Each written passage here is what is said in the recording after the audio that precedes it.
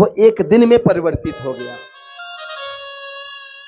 वो एक दिन एक महीना जैसा लग रहा है, पता ही नहीं चल रहा कि कब दिन कब रात हो रही है। सब कोई आनंद में है, क्योंकि जीवन में जब आनंद मिलता है तो समय की घड़ी कितनी जल्दी निकल जाती है, समय का पता नहीं चलता।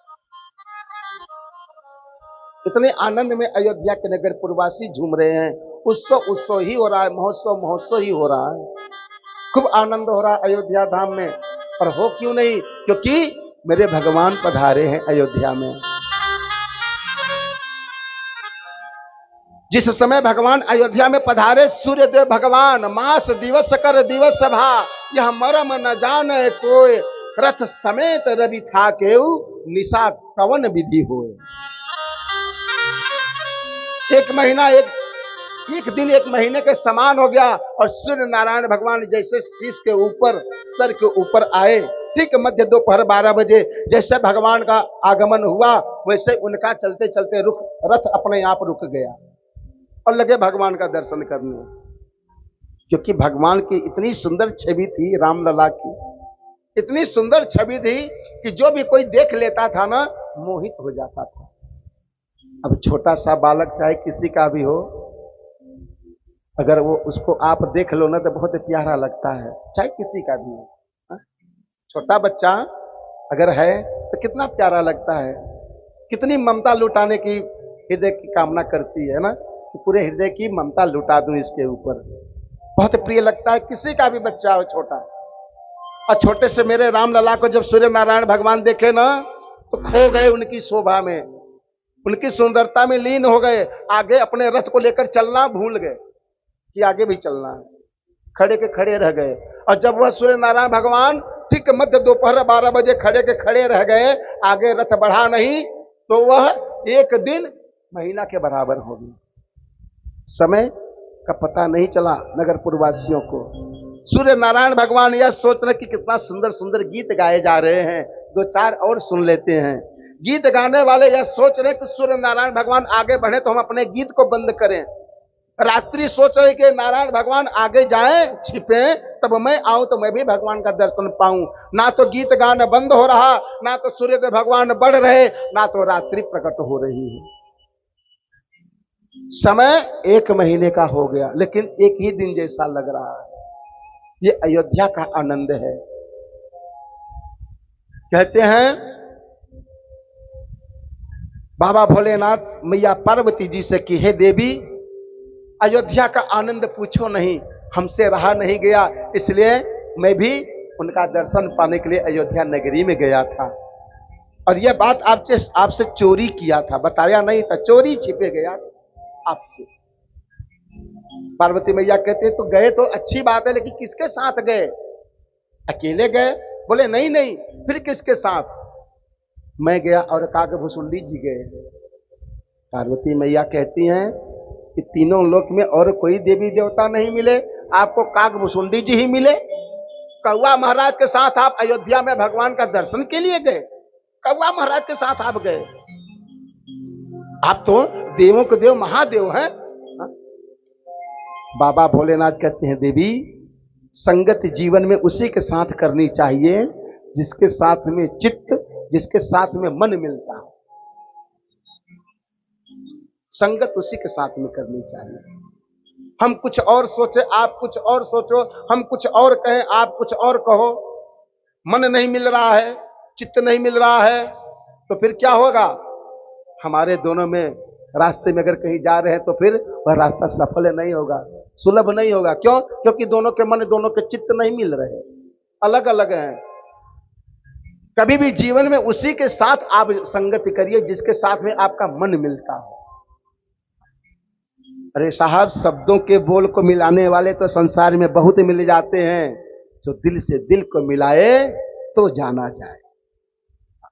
शब्दों को मिलाने वाले तो बहुत सारे संसार में मिल जाते हैं, हाँ में हाँ कहने वाले संसार में बहुत मिल जाते हैं, लेकिन जो दिल से दिल को मिलाए, हृदय से हृदय को मिला ले, फिर उसको हम जाने। यहां कहते हैं कि देवी काकभुसुंडी जी के विचार और मेरे विचार एक थे। और जब विचार एक थे तो मन एक हुआ, और इसलिए हम दोनों भगवान का दर्शन पाने के लिए अयोध्या धाम में पधारे। पार्वती मैया कहती है आगे क्या हुआ प्रभु, कथा को बताएं। भोलेनाथ कहते हैं देवी, जिस समय मैं और कागभुसुंडी जी अयोध्या धाम में गए तो मैं बन गया बाबा पंडित। हाँ। बाबा बन गया और कागभुसुंडी जी महाराज को अपना चेला बना लिया, शिष्य। फिर क्या हुआ प्रभु, और जाकर के अयोध्या के मुख्य चौराहे पर आसन बना करके बैठ गया। ठीक है प्रभु, इससे क्या हुआ, दर्शन हो गया? नहीं नहीं देवी, इससे दर्शन नहीं हुआ। फिर क्या हुआ देवी, जब मैं पंडित बन करके आसन बना करके अयोध्या के मुख्य चौक पर बैठ गया तो जितने भी अयोध्या के नगर पुरवासी आ रहे थे, जा रहे थे, उनका बारी बारी से हस्तरेखा मैं देखना प्रारंभ किया। अब जिसकी हस्तरेखा मैं देखना प्रारंभ किया तो पता चलता था कि इस प्राणी के भाग्य में क्या है, इसके जीवन में क्या है, इसके बच्चे कितने हैं, इसके परिवार वाले कितने हैं, ये क्या करता है, ये क्या करता होगा, क्या नहीं, सब कुछ लगा उसके जीवन में बताने। और जब उसके पूरे जीवन के विषय में मैं लगा बताने तो थोड़ी ही देर में उस चौक चौराहे पर काफी भीड़ इकट्ठी हो गई कि बहुत पहुंचे हुए बाबा आए हैं। अरे ये तो हाथों की रेखा देख करके भाग्य को बता देते हैं। धीरे धीरे खूब भीड़ लग गई, लंबी भीड़ लग गई चौक पर। फिर क्या हुआ प्रभु, फिर पूछना क्या देवी, मैं सबके हाथों की रेखा को देख करके सबके भाग्य को लगा बताने। अब जिसके हाथों की रेखा स्वयं बाबा भोलेनाथ बताएं, वो तो सब क्या घटना घटने वाली है सब कुछ लगे बताने वो। और ये बात धीरे धीरे चौक चौराहे के आसपास सब फैल गई कि बहुत पहुंचे हुए बाबा आए हैं। अरे वो तो इतने बड़े बाबा जानकार हैं कि हाथों की लकीर को देख करके भाग्य बता देते हैं। चलो चलो हम सब भी दिखाने चलते हैं। भीड़ उमड़ पड़ी वहां चौक पर, सब अयोध्या के प्रवासी नगर प्रवासी दौड़ पड़े दिखाने हाथ अपना। भला कौन अपना भाग्य नहीं दिखाना चाहता है। और ये बात सूचना ये जाकर के भवन महल में पहुंची, कहा राज रानियों के पास, ये कि बहुत बड़े बाबा आए हैं, बहुत जानकार हैं, सब जानते हैं। अरे वो तो अयोध्या के नगर पूर्ववासियों के हाथ की रेखा को देख करके सबके भाग्य को बता रहे हैं। भला कौन ऐसी मैया चुप रह सकती है? हा? कितने बड़े बाबा आए हैं, अरे तो बाबा को बुलाओ भीतर, मैं भी अपने पुत्र अपने लल्ला का हाथों की रेखा दिखा करके अपने लल्ला के भाग्य को जानना चाहती हूं। कौशल्या मैया की सूचना मंत्री के माध्यम से कहां पहुंची? बाबा के पास। अरे ओ बाबा, भीतर से बुलावा आया है, महारानी श्री कौशल्या जी ने अपने पुत्र के हाथों की रेखा दिखाना चाहती हैं, आप चलो, यहां कहां फंसे पड़े हो। बाबा को तो यही चाहिए था कि किसी तरह से भीतर बुलावा आए। और जब भीतर से बुलावा आया तो कहते हैं कि चला बंद कर पोथी पत्रा, चल भीतर बुलावा आया है। कागभुसुंडी जी सब अपने लपेटे पोथी पत्रा, चल पड़े भीतर। तो जितने भी अयोध्या के पूर्ववासी खड़े थे 2-2 दिन 3-3 दिन से कि हम भी अपने भाग्य को दिखाएंगे, कहते हैं अरे पंडित जी हमारे भी हाथों की रेखा देख करके बताते जाओ बताते जाओ। बाबा कहते हैं अब तुम सब अपने भाग्य की हाथों की रेखा स्वयं देखो। अब ये बाबा अपने भाग्य की रेखा को देखने के लिए भीतर जा रहा है, भीतर जा रहा है। अब ये बाबा अपने भाग्य की रेखा देखने के लिए भीतर जा रहा है, क्योंकि भीतर तो मेरा भगवान बैठा। गए कौशल्या मैया कहती हैं बाबा मेरे भी पुत्र के हाथों की रेखा को देख करके बता कि मेरे पुत्र के जीवन के भाग्य में क्या क्या लिखा है। बाबा तो यही चाहते थे कि ये लल्ला मेरे पास में आए, हाथ पकड़ते हैं बाबा मेरे ठाकुर जी का, और मन ही मन कहते हैं प्रभु किस बहाने से आपने मुझे बुलाया और अपना दर्शन दिया, आपने तो मुझे निहाल कर दिया। परंतु मैया सामने खड़ी है, मैं आपके चरणों में अपने शीश को कैसे नवाऊं। तो राम जी तो सब कुछ जानने वाले कि ये तो स्वयं त्रिदेव हैं और मेरे दर्शन के लिए आए हैं, बाल रूप का दर्शन पाना चाहते हैं, चरण को स्पर्श करना चाहते हैं। तो मेरे राम जी ने अपने चरणों को थोड़ा सा हिलाया, आगे बढ़ाया, और मेरे बाबा अपने मस्तक को राम जी के श्री चरणों में रख करके और आज धन्य हो रहे हैं, आनंद विभोर हो रहे हैं। कहते हैं जय हो प्रभु, इसी बहाने आपने मुझे दर्शन दिया, मुझे तो पावन बना दिया। काकभूषुंडी जी महाराज भी दर्शन किए, बाबा भोलेनाथ भी दर्शन किए, छोटे से बाल रूप रामलला का।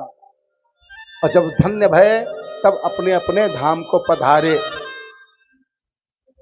यहां छोटे छोटे बालक अब समय चक्र बीता और धीरे धीरे अब बड़े होते हैं, धीरे धीरे बड़े होते हैं।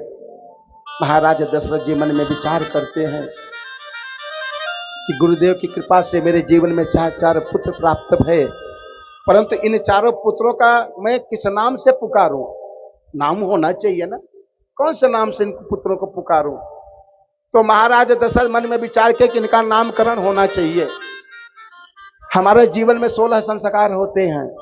कितने संस्कार में? या 16 संस्कार। 16 संस्कार में एक प्रमुख संस्कार होता है नामकरण संस्कार। बालक के नामकरण संस्कार भी इन 16 संस्कारों में आता है। तो 16 संस्कार में यह संस्कार पूर्ण करने के लिए महाराज दशरथ किसके पास जाते हैं? गुरु के पास जाते हैं और कहते हैं गुरुदेव, आपके चरणों की कृपा से मेरे जीवन में कामना एक पुत्र की थी, परंतु आपके चरणों के आशीर्वाद से मेरे जीवन में 4 पुत्र प्राप्त भये। बस एक कृपा और करिए प्रभु, चल करके अयोध्या में और मेरे उन पुत्रों का आप नामकरण कर दीजिए, क्योंकि उन चारों बालकों को मैं किस नाम से पुकारूं? ये महाराज जी के सद्विचार हैं। हमारे आपके विचार क्या है? ठीक इसका उल्टा होता है हमारा आपका विचार। क्यों मैया? बेटा हो चाहे बेटी हो, हम आप बिना जाने बिना समझे बिना सोचे अपनी इच्छा से अपनी मर्जी से नाम रख देते हैं ना। अब तो ऐसा समय आ गया कि पुत्र है कि पुत्री है पता नहीं, गर्भ में है, पल रहा है वो, लेकिन पत्नी कहती है पति से कि देखो देखो मुझे लगता है कि पुत्री आएगी मेरे जीवन में। ये जी जानते हो, जब पुत्री आएगी ना तो मैं अपनी बिटिया, मैं अपनी पुत्री का नाम जानते हो क्या रखूंगी? अभी आई नहीं है, नाम पहले से रख लेते हैं। क्या? इंकी पिंकी चिंकी नाम रखूंगी। तो पति कहता अरे नहीं नहीं, लल्ला आएगा, पुत्र आएगा, और जब पुत्र प्राप्त होगा ना मैं अपने पुत्र का नाम इंकू पिंकू चिंकू रखूंगा। हाँ, यही नाम रखूंगा हम। अभी आया नहीं, नाम रख दिए। दशरथ जी के यहां व्यवहार का दर्शन करिए। वो राजा है, महाराजा है, 4 लल्ला पधारे हैं, लेकिन नाम अभी अपनी इच्छा से नहीं रखे हैं। चाहते तो रख सकते थे, लेकिन अपने गुरु के पास जाते हैं और हम आप अपनी मर्जी से नाम रख देते हैं। वो भी ऐसा ऐसा नाम जिस नाम की कोई महिमा